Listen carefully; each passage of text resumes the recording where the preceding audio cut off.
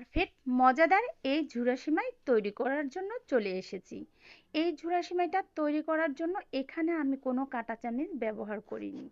তো এখন আমি ঝুরা সিমাইটা রান্না করার জন্য কড়াইতে দিয়ে দিয়েছি 2 চামচ বাটার। বাটারটা দিয়ে এখন এখানে অ্যাড করে দিয়েছি সাদা তেল। তো এখানে আমি নিয়েছি দারচিনি, এলাচ, তেজপাতা, নিয়েছি কিশমিশ, কাঠবাদাম কুচি করে রেখেছি। তো এগুলো এখন সব আমি বাটারের সাথে একটু হালকাভাবে ভেজে নিব। এখন আমি এখানে অ্যাড করে দিব সিমাইগুলো। সিমাইগুলো আমি হাতে ভালো করে ভেঙে নিয়েছি। এরপর আমি সিমাইগুলো বাটারের সাথে ভালো করে উল্টিয়ে পাল্টিয়ে ভেজে নিব। তো এটা আমি খেয়াল রাখতে হবে সিমাইটা যাতে কড়াইতে লেগে না যায়। তো এই সিমাইগুলো সবসময় লো হিটে ভেজে নিতে হবে। তো এখন আমি সিমাইটাকে সুন্দর করে ভেজে নিয়েছি। এরপর এখানে অ্যাড করে দিব আমি পানি।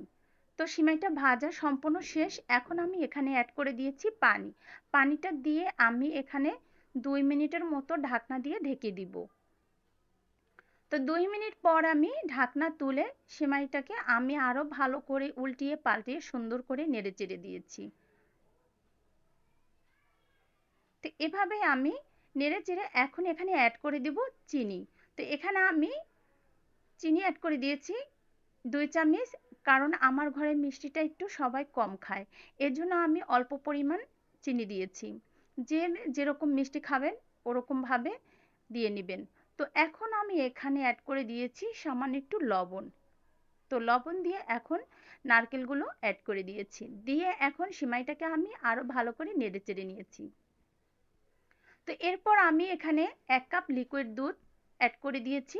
দুধগুলো দিয়ে এখন আমি ভালো করে নেড়ে চেড়ে আরও 2 মিনিটের মতো সিমাইটাকে আমি লো হিটে ঢাকনা দিয়ে ঢেকে রেখে দিব। তো এরপর আমি 2 মিনিট পর ঢাকনা তুলে সিমাইগুলোকে আরও ভালো করে এভাবে উল্টিয়ে পাল্টিয়ে নেড়ে চেড়ে দিয়েছি। তো আমার সিমাইটা মাশাআল্লাহ খুবই ঝরঝরা হয়েছিল। এখন আমি এখানে অ্যাড করে দিয়েছি ঘি। তো ঘিটা দিয়ে এখন আমি আরও একটু ভালো করে নেড়ে চেড়ে এখন পরিবেশন করে নিব। দেখতে কিন্তু দারুণ হয়েছিল, খেতে কিন্তু মাশাআল্লাহ ভীষণ মজা ছিল।